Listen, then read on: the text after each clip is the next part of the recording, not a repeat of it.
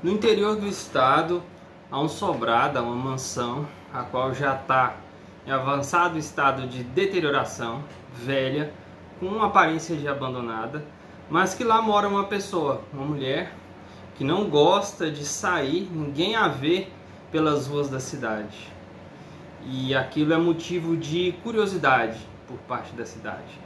Parece uma crônica policial de São Paulo há pouco tempo, que a mulher da mansão, do sobrado abandonado, ficou famosa, mas é um caso literário de um, infelizmente, não sei por que motivo, não muito conhecido, pelo menos ao meu redor, autor mineiro brasileiro, Altran Dourado, no seu fantástico Ópera dos Mortos. É assim que se dá o início do enredo dessa história aqui. O Altran Dourado, ele publicou esse livro nos idos de 1967 e por muito tempo os livros dele já estavam esgotados. Agora, felizmente, a HarperCollins começou a publicar muitos desses seus livros. Afinal de contas, sua obra é vasta, há cerca de 30 livros que ele escreveu.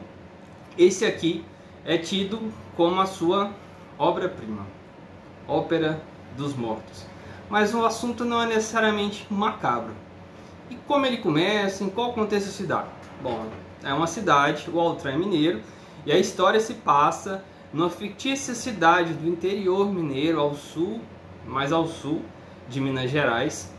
A gente consegue dizer ali, eu diria que é uma cidade, o recorte histórico é a primeira metade do século XX, né? E o primeiro foco é um sobrado que está um pouco mal cuidado, judiado pelo tempo. Assim começa. De que forma? O narrador, a gente vai descobrir que ele é alguém que faz parte daquela cidade fictícia, daquela cidade pequena do interior. Ele está ali com seu interlocutor, e o interlocutor o indaga sobre a história daquele sobrado, sobre a história daquelas pessoas, das pessoas que viveram e que vivem nesse sobrado. E ele diz o seguinte, esse narrador: o senhor atente depois para o velho sobrado com a memória, com o coração. Imagine, mais do que com os olhos são apenas o conduto, o olhar é que importa. Estique bem a vista, mire o casarão como no espelho, e procure ver do outro lado, no fundo do lago, mais além do além, no fim do tempo. Recue no tempo, nas calendas, a gente vai imaginando. O sobrado ele vai assumir um papel importante aqui na história, não apenas de uma casa, mas até de certa forma como alguém que traz a memória de uma família, a família Honório Cota. E nessa retrospectiva que o narrador nos instiga a fazer, a gente é apresentado a 3 gerações da família Honório Cota. A primeira geração é de Lucas Procópio. Esse que é o avô da protagonista aqui, da Rosalina. O Lucas é aquele que lucrou na época da mineração com ouro. O ouro escasseou e ele foi para aquele lugar de Minas e meio que é tido como o pioneiro da cidade. Conquistou muito seu patrimônio por meio de condutas reprováveis. À época ainda havia escravidão. Ele era um homem muito cruel e ele impunha respeito àquela cidade, aquele povoado que surgia, mas pelo medo, principalmente pelo medo, as pessoas o temiam. A segunda geração é diferente um pouco, de João Capistrano Honório Cota, o coronel Honório Cota. Ele já tem uma personalidade diferente de seu pai, não é violento, não é agressivo, muito pelo contrário, ele é respeitado pela comunidade, todo mundo faz questão de o cumprimentar. Em um dado momento ele vê essa popularidade, ele enxerga isso e ele, com a intenção de melhorar aquela cidade, que aqui é inominada, ele entra para a vida política. Mas logo de cara ele tem uma grande desilusão, ele se sente traído por seus parceiros ali políticos, que são necessariamente ali daquela mesma região. E ele era um homem muito bom, mas também muito orgulhoso.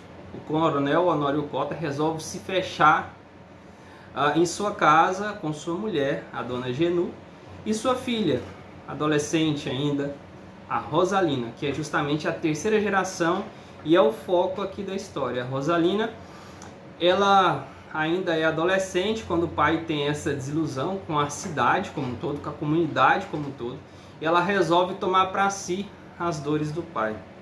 Aí começam as tragédias na família, nos Honórios Cota. A mulher do Coronel Cota, a dona Genu, ela falece. E aí começa a simbologia, que é o que leva da capa, inclusive, a essa edição aqui, que é o tempo, né, o relógio. Assim que a dona Genu falece, o Coronel Honório Cota, que já estava revoltado ali com a cidade, que aos olhos dele tinham traído ele, com a morte da esposa, ele desce naquele momento de luto, durante o velório, e tem um grande relógio no centro da sala. Ele para aquele relógio, meio que para ele, a partir daquele momento, o tempo havia parado. E esse gesto de parar o tempo, de parar o relógio, vai ser algo que vai se repetir de maneira cíclica naquela família com o passar do enredo. O que me lembra um pouco Garcia Marques com os Buendia. Entrava e saía geração, algumas coisas sempre se repetem. E também me lembra o fato dessa cidade bucólica, meio mágica ali, me lembra um pouco Macondo, também dos 100 anos de solidão. Bom, e aqui é onde começa de fato a história. A gente há uma recapitulação histórica ali, mas o tempo presente do enredo principalmente se dá na vida de Rosalina. Rosalina acaba que seu pai, o João Capistrano Honório Cota, falece. E assim como seu pai, ela já herdara as mágoas de seu pai junto com a sociedade ali daquela cidade. E assim como ele, quando ele morre, ela própria resolve pegar seu relógio principal, o relógio de seu pai, e parar ele e colocar na sala.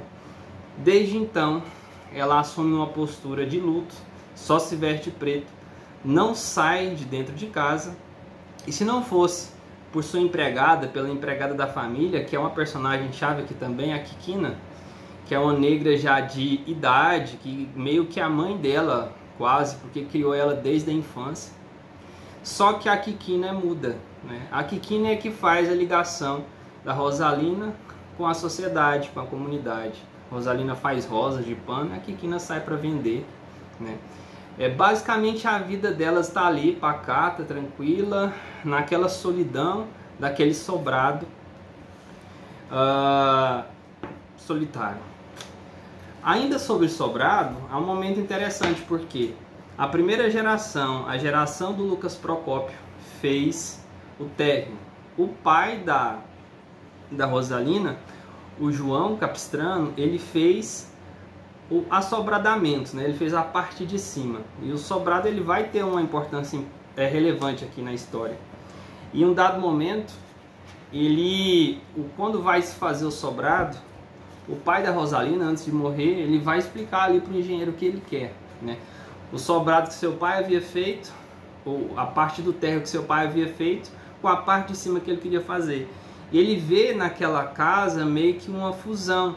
Ele não quer tirar as características do térreo que seu pai fez, mas ele quer fundir a sua ancestralidade, né, representada pela casa que seu pai fez, com a parte nova, que era ele que estava construindo naquele momento, né? Em um dado momento ele explica para o engenheiro como ele quer construir aquele sobrado. Ele diz o seguinte: quando o mestre que o coronel Honório Cota mandou buscar de muito longe só para remodelar a sua casa, diz: quem sabe não é melhor a gente trocar as vergas da janela de baixo, a gente dá a mesma curva que o senhor quer dar nas de cima.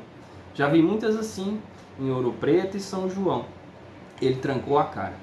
Ora, já se viu mudar, pensou. Não quero mudar tudo, disse. Não derrubo obra de meu pai. O que eu quero é juntar o meu com o do meu pai. Eu sou ele agora, no sangue, por dentro. A casa tem de ser assim. Eu quero. Eu mais ele. E como o homem ficasse meio atarantado, sem entender direito, aquela argamassa estranha de gente e casa, vindo de outras bandas, o coronel puxou o fundo um pigarro e disse: o senhor não entende do seu ofício? Pois faça como eu lhe digo. Assunte, bota a cabeça para funcionar e cuide do risco. Se ficar bom, eu aprovo. O homem quis dizer alguma coisa, ponderar, falar sobre os usos, mas o coronel foi perempto. E olhe, moço, disse ele, eu não quero um sobrado que fica assim feito uma casa em riba de outra. Eu quero uma casa só, inteira, eu e ele juntos para sempre.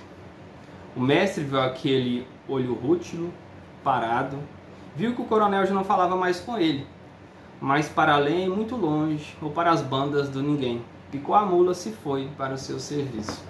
Então é interessante perceber como se deu a construção daquele sobrado, que era só uma casa, que a Rosalina vai herdar e que após a morte de seu pai vai ficar muito solitário só com ela e Quiquina. A vida das duas ali estava muito rotineira, mas tudo muda com a entrada em cena de um terceiro personagem, o José Feliciano, ou então o Zé Passarinho, como ele era conhecido. É uma pessoa que a gente vai descobrir um pouco da história de vida dele. Ele estava à procura de um emprego, não era daquela cidade, e vislumbra naquele sobrado uma oportunidade boa de emprego, porque ele era de muita prosa, era um contador de causos, alegre, só que ele não queria um trabalho muito pesado. Ele viu naquela casa, com duas mulheres só, uma oportunidade perfeita. E o fato dele ser um estrangeiro naquela cidade foi decisivo para fazer e permitir com que a Rosalina o chamasse para trabalhar ali. E a partir de então, quando ele entra na vida delas, quando ele entra no sobrado, as coisas começam a tomar um rumo um tanto quanto inesperado. Importante fazer menção ao fato de como a Rosalina tratava toda a cidade. Ela se referia a todo mundo daquele povoado, daquela cidade pequena, como aquela gente. Ela nunca superou a traição, na visão dela e de seu pai, que fizeram com seu pai. Então ela não respeita e não quer nenhum contato com as pessoas daquela cidade. Ocorre que com a entrada do Juca Passarinho na história, ela também vai se metamorfosear, de certa forma vira duas pessoas. De dia ela se porta de uma forma, de noite ela se porta de outra forma. Então temos a Rosalina diurna e a Rosalina noturna. Agora, uma coisa que para mim é um dos pontos mais fortes aqui, interessantes do romance do Altran Dourado. E a gente remonta aqui, a gente volta no título, né? Ópera dos Mortos. A ópera, né? Eu não sou entendedor de música erudita, mas eu sei que são muitas pessoas para compor uma ópera, muitas vozes. É exatamente esse um ponto interessantíssimo da escrita do Altran. E aqui justifica-se, no meu ponto de vista, o título. São muitas vozes. Há sim o narrador onisciente que está ali, que é daquela cidade, que está contando a história para o seu interlocutor, mas ele dá voz às personagens também.